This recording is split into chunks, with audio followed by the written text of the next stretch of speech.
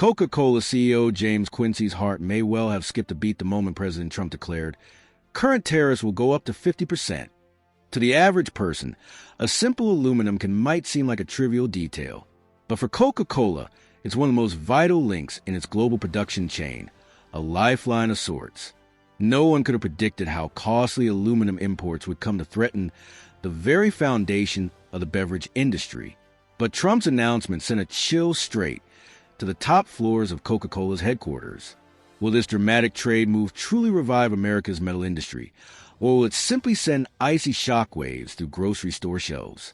Let's delve into the story. Don't forget to subscribe, like, and turn on notifications so you never miss an update.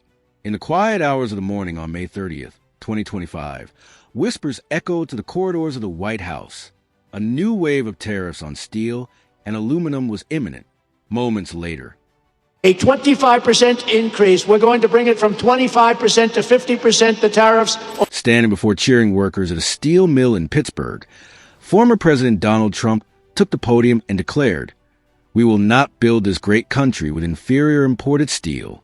The current tariffs will be doubled to 50%.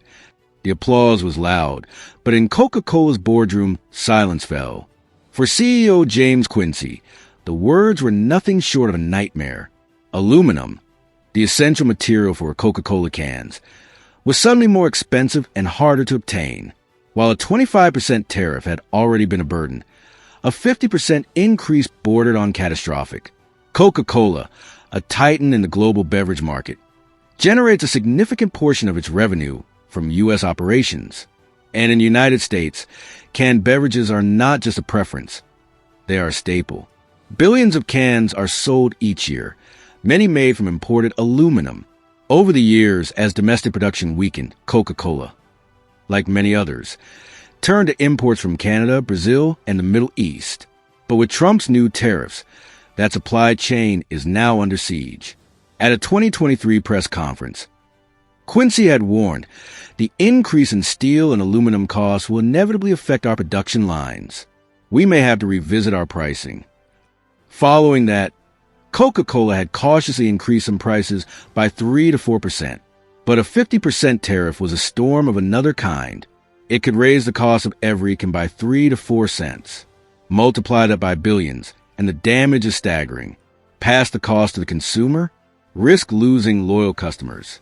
Absorb the cost, sacrifice profit margins. Neither option is ideal.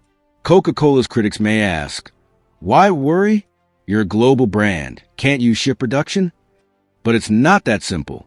Aluminum may be processed elsewhere, but if the product is bound for American shelves, it must still cross the same tariff wall. Glass bottles? Plastic containers? Alternatives exist, but each comes with its own set of challenges, from environmental concerns to logistical hurdles. And none can replace the cultural and commercial significance of a can in the U.S. Canada, Coca-Cola's biggest aluminum supplier, is now subject to this 50% penalty. Brazil may follow. Gulf nations might offer a backup. But the shipping costs alone could be prohibitive. CEO Quincey is reportedly in discreet talks with White House officials, urging for exemptions or quotas. Meanwhile, Trump's team argues that the tariffs are essential for revitalizing domestic metal production. But Quincey disagrees. Building new aluminum facilities will take years, perhaps until 2028 or beyond. How is a business supposed to survive until then? Already, Coca-Cola is slashing costs. The marketing budget has been trimmed. R&D is on hold. Sponsorships are paused. As CFO John Murphy put it, no amount of advertising can overcome a price shock that consumers aren't ready for.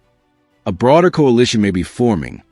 Soft drink giants, food companies, and even farm lobbies, all reeling from the consequences of aggressive trade policies. Senators from agricultural states are raising concerns.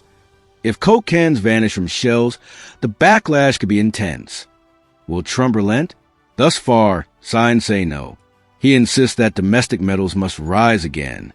But even among his allies, there's speculation that 50% is a negotiation tactic, that the real target may be a softer 30 to 35%. Coca-Cola, for now, is holding its ground. No sweeping price hikes yet, But some stores are already inching up the cost of 12 packs, and each delay comes at a price for the company. In response, Coca-Cola is pouring new energy into Latin America and Asia-Pacific markets. Growth abroad may help offset pain at home. But make no mistake, the U.S. market remains a backbone of its business. Yes, Coca-Cola is massive. No, a 50% tariff won't sink it, but it can leave scars. If consumers turn away from cans due to rising prices, market share could slip, and not just for Coke, but for the entire soda industry. This isn't just about beverages. It's a cautionary tale of how trade wars, even those waged with noble intentions, can ricochet through an economy in unpredictable ways. For now, Coca-Cola waits, Quincey waits, the shelves wait, and perhaps even you, the next time you reach for an ice-cold Coke, may find yourself asking, why does this cost so much? Let us know your thoughts in the comments below. And remember, subscribe and turn on notifications to stay informed with all our latest content. Thank you for watching.